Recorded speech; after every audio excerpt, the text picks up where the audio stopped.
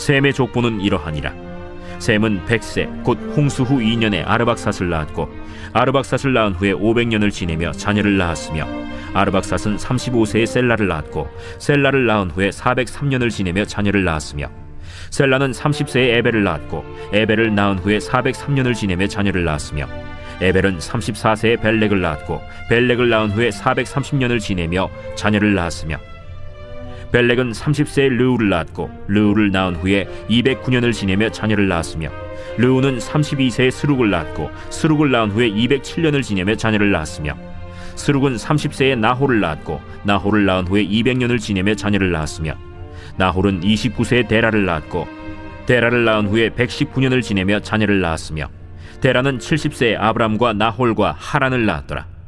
데라의 족보는 이러하니라. 데라는 아브람과 나홀과 하란을 낳고, 하란은 롯을 낳았으며, 하란은 그 아비 데라보다 먼저 고향 갈대아인의 우르에서 죽었더라.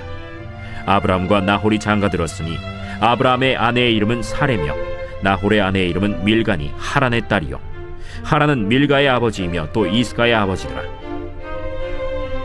사레는 임신하지 못함으로 자식이 없었더라. 매일 성경과 함께하는 아름빛교회 말씀 묵상, 아름빛 바이블 키트 시간입니다. 주님의 언약 안에 있는 사랑하는 아름빛 성도님들, 오늘 하루도 약속의 자녀만이 누리는 은혜를 만끽하시기를 간절히 축복합니다. 2026년 1월 16일 금요일, 오늘 우리에게 주신 하나님의 말씀은 창세기 11장 10절부터 30절까지의 말씀입니다. 창세기에는 수많은 족보들이 등장하지만 오늘 나누는 족보는 주의 깊게 살펴볼 만한 내용을 담고 있습니다. 그 이유는 창세기 11장의 족보는 신앙적으로 완성된 사람들의 명단이 아니기 때문이죠. 족보에는 이름과 나이가 반복되지만 그 흐름은 점점 한 삶을 향해 나아갑니다. 바로 아브람이라는 인물이죠. 오늘 본문이 중요한 이유는 누가 믿음의 사람이었는가를 말하는 것이 아닙니다.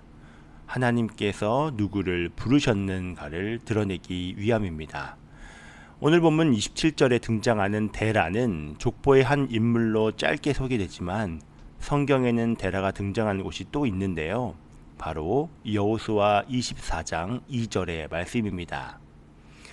여호수아가 모든 백성에게 이르되 이스라엘의 하나님 여호와께서 이같이 말씀하시기를 옛적에 너희의 조상들 곧 아브라함의 아버지 나홀의 아버지 데라가 강 저쪽에 거주하여 다른 신들을 섬겼으나. 여호수아에서 등장하는 데라는 창세기에서 소개한 것보다 조금 더 구체적입니다. 나홀의 아버지 데라가 강 저쪽에 거주하여 다른 신들을 섬겼으나. 아브라함의 아버지 데라는 하나님을 경외하던 사람이 아니었습니다. 소위 언약의 가문도 아니었죠. 오히려 우상을 섬기던 불신자였습니다. 그의 가정은 신앙적으로 보면 하나님의 언약과는 거리가 있어 보이는 집안이었습니다.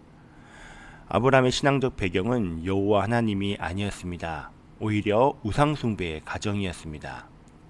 게다가 아브라함이 살던 갈대아 우르는 당시 매우 발전된 도시였는데요. 믿음의 가정도 아니고 오히려 화려한 도시에서 살았지만 언약의 자손으로 하나님께서는 아브라함을 부르셨습니다.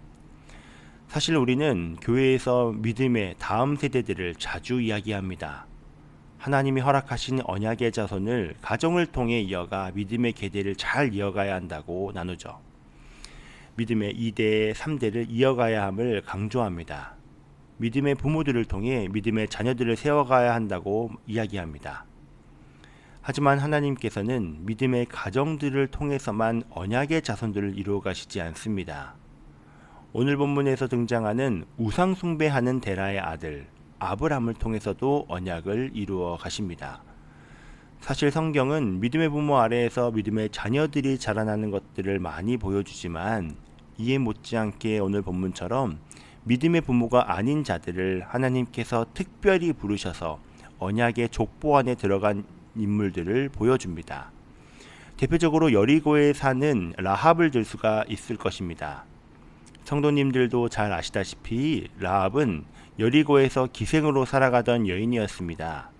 당연히 그 부모도 하나님을 알지 못했습니다. 그리고 여리고성은 우상 숭배가 넘치는 화려한 도시였었죠. 하나님을 섬길 수 있는 환경이 아니었습니다. 하지만 하나님께서는 라합에게 이스라엘의 하나님에 대한 이야기를 듣게 하셨고, 다른 이들은 여호수아의 군대를 무시할 때 라합은 하나님에 대해 이렇게 고백했습니다. 너희의 하나님 여호와는 위로는 하늘에서도 아래로는 땅에서도 하나님이시니라. 라합의 고백은 스스로가 하나님을 두려워한 고백으로 보일 수 있지만, 우리는 라합의 귀를 여시고 눈을 뜨게 하신 분은 하나님이시란 사실을 보게 됩니다. 믿음의 족보는 아니었지만 하나님의 부르심으로 언약의 자손에 들어간 라합. 영광스럽게도 라합은 예수 그리스도의 족보에 이름이 들어가게 됩니다. 마태복음 1장 5절의 말씀인데요. 살모는 라합에게서 보아스를 낳고, 보아스는 룻에게서 오벳을 낳고, 오벳은 이새를 낳고. 라합 말고도 또 다른 인물이 있죠. 바로 말씀으로 언급한 여인, 모압 여인 룻이 그런 사람입니다. 룻의 고향인 모압은 성경에서도 일관되게 여호와 신앙과는 거리가 먼 이방 민족으로 말합니다. 모압이 섬기던 신은 그모스라는 신이었는데요. 성경에서 그모스는 생명을 살리는 신이 아닌 생명을 요구하는 신으로 묘사됩니다. 열왕기하 3장을 보게 되면 모압 왕 메사는 전쟁에서 궁지에 몰리자 자신의 맏아들을 성 위에 번제로 드립니다. 그모스 신에게 바친 제사였습니다.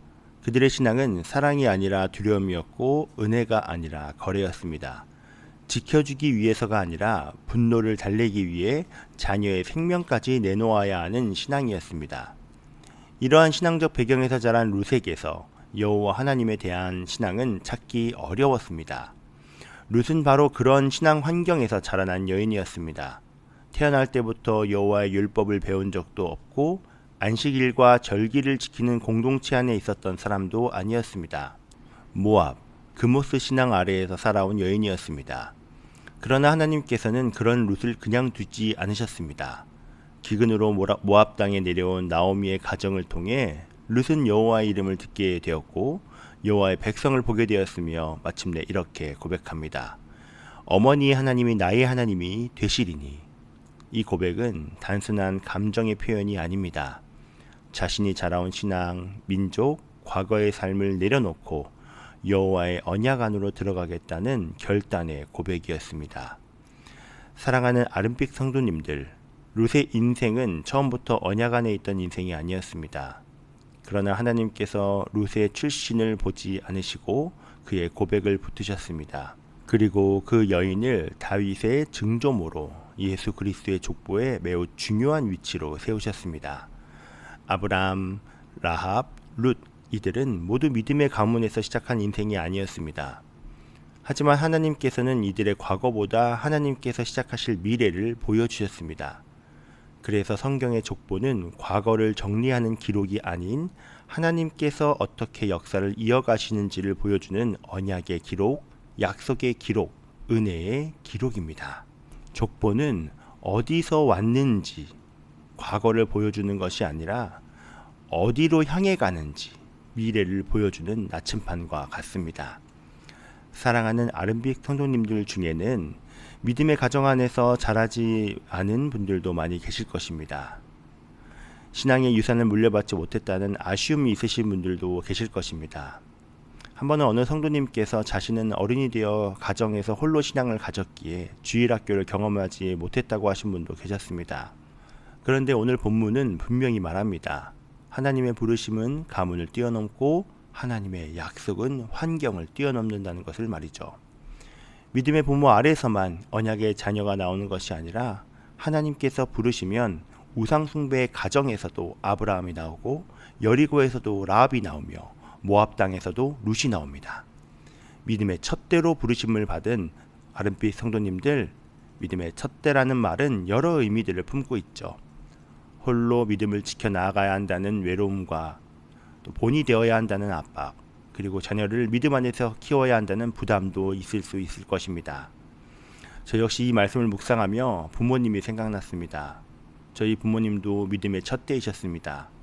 믿음의 첫대를 지켜나가는 것이 참 어렵다고, 외롭고 두려운 순간들도 많았다고 말씀하시곤 했습니다. 그런데 한번 이렇게 말씀하셨습니다. 믿음의 첫 때만이 누릴 수 있는 은혜가 분명히 있다고 말이죠. 하나님께서는 아무것도 없는 자리에서 시작하셔서 한 가정을 언약 안으로 옮겨 놓으시는 그 은혜를 가장 먼저 경험한 자리가 믿음의 첫 때라고 말이죠. 그리고 그 믿음의 첫 때가 있었기에 오늘 제가 이 자리에서 목회자로 설 수 있었습니다. 오늘 말씀은 우리에게 믿음의 첫 때가 부담과 압박이 아닌 은혜의 시작점이라는 것을 보여줍니다. 믿음의 가정이 아님에도 불구하고 나를 사랑하셔서 자녀 삼아 주신 은혜가 믿음의 첫 때 가운데 있습니다. 오늘 하루 우리의 출신이나 조건이 아니라 우리는 모두 하나님의 언약 안에 있음을 바라보며 그 은혜의 감격을 누리시기를 간절히 축복합니다. 다 함께 기도하겠습니다.